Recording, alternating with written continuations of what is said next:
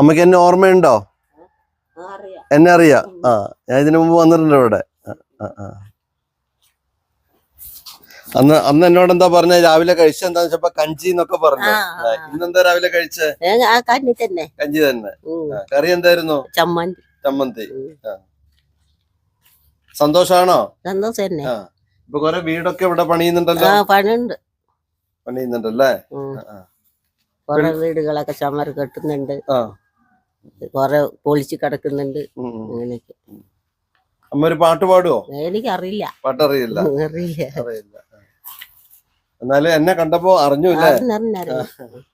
അന്ന് എന്റെ കൊറേ കൂട്ടുകാർ പിള്ളേരുണ്ടായിരുന്നല്ലോ അവിടെ, അവരൊന്നും കാണുന്നില്ല. ഒരാള് നെല്ലിക്ക വിൽക്കാൻ അവിടെ